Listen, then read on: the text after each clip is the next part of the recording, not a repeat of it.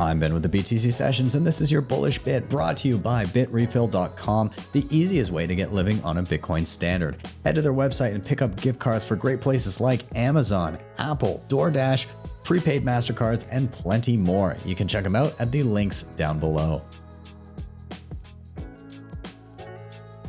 My favorite way of talking or thinking about mining is as victory bonds. So every time you buy Bitcoin, it's kind of like investing in the energy grid, if that makes sense. So I think that more people this focus on mining and seeing mining grow. I think it's really cool because it's every additional dollar kind of spent on Bitcoin one way or another is investing in energy infrastructure of whatever ecosystem is investing in mining. But I do think that mining growing and people mining as an industry, really being more competitive to the point where they're seeking out cheaper and cheaper energy is great. Whenever I hear that mining is just getting more competitive, I feel like that's net good for energy production as a whole, because it means that people who can produce cheaper energy are just at that much more of an advantage. I feel like the central agency in the US, it's the energy, I can't remember what the name of it is, but they did this survey, right?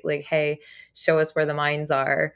It's interesting to see them wanting to do accounting about mining in America. I've been thinking for a long time that one of the things about Bitcoin and one of the reasons why its energy usage was able to become such a political entity, so to speak, is because of how transparent it is. Bitcoin is one of the most transparent systems that is consuming electricity that exists in the world, period.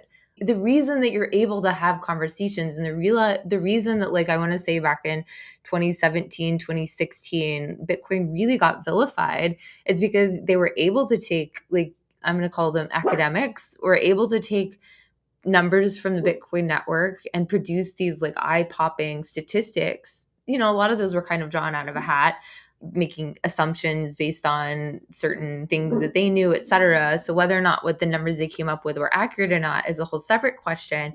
But the fact that they were able to do that at all, I think is such a testament to how transparent Bitcoin is. None of the other systems, industrial systems in America that use electricity are nearly that transparent. And so they don't get nearly the scrutiny or politicization or focus that that Bitcoin gets. All these GPUs that are going out, it's interesting to me that there wasn't an equal thing that's if you're running GPUs, please fill out this form, tell us how many GPUs you're running, et cetera. Probably would have seen a lot more on the West Coast if they had asked that, I don't know if you saw the graph, there were literally nothing, I want to say west of Nevada that popped up on this survey that the energy industry put out.